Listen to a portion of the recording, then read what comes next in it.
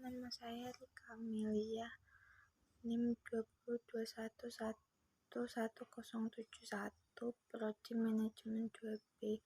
Saya akan menjawab pertanyaan soal UAS Bahasa Indonesia. Jelaskan pola bentuk gabungan terikat. Tulislah kembali bentuk gabungan berikut ini. Jawaban: pola bentuk gabungan terikat merupakan gabungan kata dapat membentuk kata majemuk dan frasa. Gabungan kata yang membentuk kata adalah gabungan bentuk terikat dan kata dasar. Misalnya ekstrakurikuler, pro, sejarah. Gabungan kata yang membentuk majemuk adalah gabungan antara kata dasar dengan kata yang membentuk makna baru. Adik, kuasa, catur plus tunggal, catur tunggal, dwiwarna, ekstrakurikuler, kontravolusi, purnawirawan, saptakrida, dan subbagian. 2. Jelaskan perbedaan bentuk penalaran deduktif dan bentuk induktif. Berikan contoh penerapannya. A. Penalaran deduktif merupakan proses nalar yang menarik kesimpulan yang bersifat khusus dari hal-hal yang bersifat umum.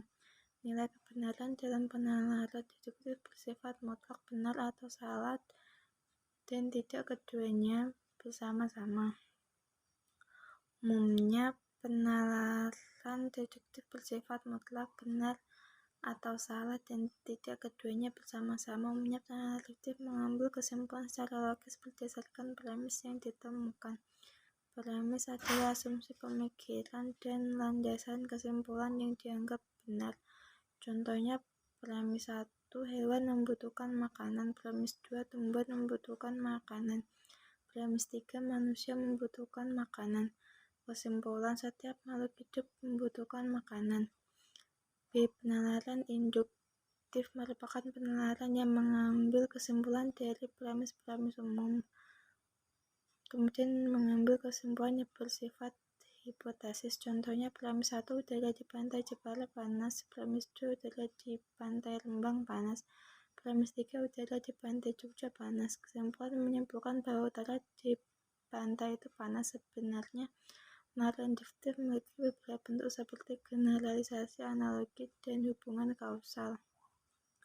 3. Jelaskan dan berikan contoh transkripsi dan transliterasi. Jawaban: A. Transkripsi adalah pengalihan tuturan yang berwujud bunyi ke dalam bentuk tulisan atau penulisan kata, kalimat, atau teks dengan menggunakan lambang-lambang bunyi.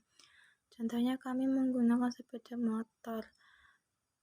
B. Transliterasi adalah penyalinan dengan penggantian huruf dari abjad yang satu ke abjad bahasa lain, seperti dari huruf Arab ke huruf Latin agar dapat dibaca dan dipahami oleh siapapun. Contohnya, Ahmadiyah. 4. Jelaskan fenomena. Bagian karangan berikut ini perbaikilah jika menurut Anda masih ada penulisan yang salah. Program usaha A, program usaha B, bab 1.1.1 tahap persiapan program 1.1.1 penerimaan warga belajar anak subbab 1.2 pemilihan penyelenggaraan 1.3 pemilihan ketua kejar usaha 1.3.1 musyawarah 1.3.2 ditunjuk. 5. Jelaskan cara penulisan gelar akademik yang benar, kemudian jawab soal berikut ini. Jawaban: pada gelar akademik ditulis sebagai perantara huruf pada singkatan gelar yang dimaksud, lalu penulisan gelar ditulis di belakang nama seseorang antara nama orang dan gelar yang disandangnya dengan menambahkan tanda koma. 1. Bayu Maharani, S.S. 2. R.M. Pratama, M.M. 3. Dr. Irfai Fatur Rahman, S.B. PD, M.PD. 4. Dr. Drs. Muhammad Hasanuddin, M.PD. 5. Profesor, Dr. Ahmad Ulinuha, M. Pd. 6. Jelaskan penggunaan tanda elipsis, tanda sikot, tanda kurung. Berikan contoh penggunaan tanda tersebut pada kalimat jawaban. A. Tanda elipsis dipakai untuk menunjukkan bahwa dalam suatu kalimat atau kutipan ada bagian yang dihilangkan. Misalnya, penyebab kemerosotan akan diteliti lebih lanjut. B. Tanda kurung siku digunakan untuk mengapit huruf, kata, atau kelompok kata sebagai koreksi atau tambahan atas kesalahan atau kekurangan di dalam naskah yang ditulis orang lain.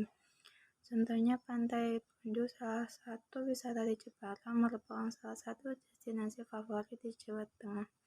7. Jelaskan 3 cara penalaran deduktif meliputi generalisasi, analogi, dan hubungan sebab akibat kausal.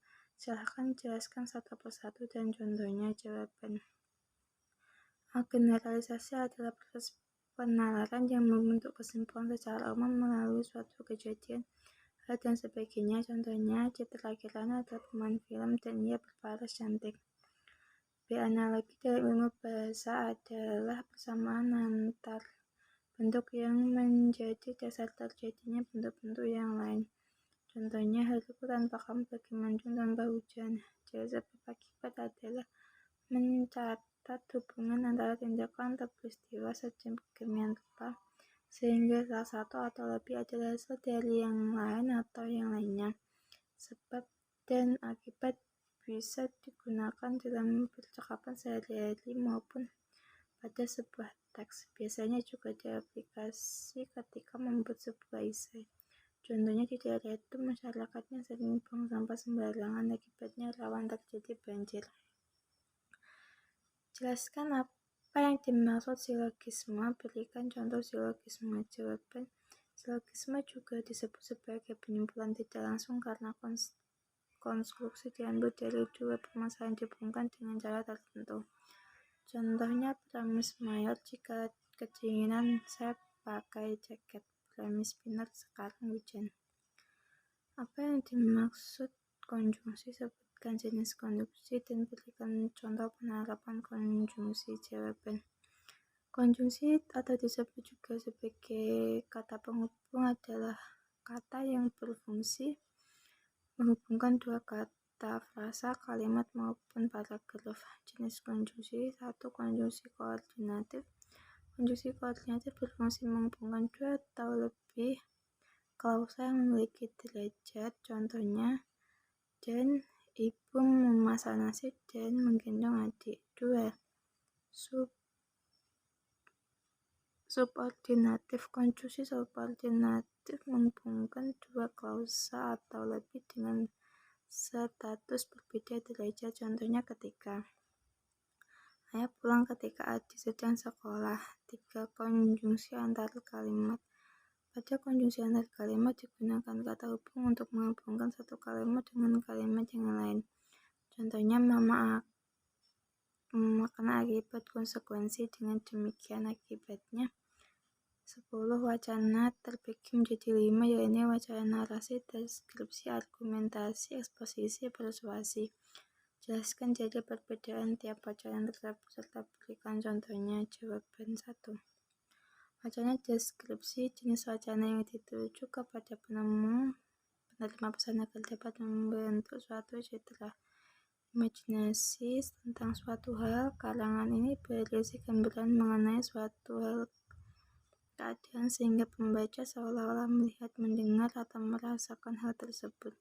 Biasanya wacana ini banyak digunakan dalam katalog penjualan dan data-data kepolisian. Contohnya, SMA Negeri 1 Kota Pati merupakan SMA tertua di Kota Pati. SMA Negeri 1 Kota Pati lahir pada bulan September 1961. Wacana eksposisi merupakan jenis wacana untuk menerangkan sesuatu hal kepada penerima atau pembaca agar yang bersangkutan memahaminya. Dalam wacana ini diperlukan proses berpikir. Wacana ini digunakan untuk menjawab pertanyaan bagaimana karena menerangkan proses atau prosedur suatu aktivitas. Wacana ini isinya ditulis dengan tujuan untuk menjelaskan atau memberikan pengertian dengan gaya penulisan yang singkat, akurat, dan padat. Contohnya, jatuhnya bus di Jurang pada pukul 8 di Bandung pada 10 Desember 2011 mengakibatkan macet di jalan dan diperkirakan bus jatuh karena rem blong, diduga memakan 10 korban luka dan segera dievakuasi. 3. Wacana argumentasi merupakan jenis wacana yang berusaha mempengaruhi pembaca atau pendengar agar menerima pernyataan yang dipertahankan, baik yang didasarkan pertimbangan logis maupun emosional. Sebuah wacana dikategorikan wacana argumentasi apabila bertolak dari tanya isu yang sifatnya kontroversi antara penutur dan mitra tutur. Pengembangan kerangka kalangan argumentasi dapat berpola sebab atau pola pemecahan masalah. Contoh, akibat perkembangan perekonomian dan pertambahan jumlah penduduk, konsumsi energi dalam negeri juga meningkat, kebutuhan gas di Pulau Jawa menipis, dan kekurangan. 4. Wacana persuasi merupakan wacana yang bertujuan mempengaruhi mitra tutur untuk melakukan tindakan sesuai yang diharapkan penuturnya. Terkadang wacana persuasi menggunakan alasan yang tidak rasional, misalnya iklan rayuan. Contohnya, penggunaan pupuk kimia juga dapat memberikan keuntungan yang melimpah bagi petani dari hasil panen. Tapi dampak negatif yang ditimbulkan oleh pupuk kimia sangat berbahaya karena dapat menimbulkan pengaruh negatif terhadap lingkungan. 5. Wacana narasi merupakan jenis wacana yang berisi berita. Wacana ini menceritakan sebuah kejadian secara berurutan berdasarkan waktu kejadian, bisa juga tidak berurutan tetapi alurnya kesana kemari. Narasi dibangun oleh sebuah cerita. Alur ini tidak akan menarik jika tidak ada konflik. Contohnya, pada 4 Juli 1927, Insinyur Soekarno mendirikan Partai Nasional di Indonesia atau PNI bertujuan untuk Indonesia merdeka. Namun pada 29 Desember 1929, Belanda menangkap dan memasukkan beliau ke penjara Sukamiskin di Bandung sampai 31 Desember 1931. Selain Soekarno dibebaskan, ia bergabung dengan Partindo. Demikian jawaban soal UAS Bahasa Indonesia saya. Jika ada kekurangan, saya mohon maaf. Terima kasih. Wassalamualaikum warahmatullahi wabarakatuh.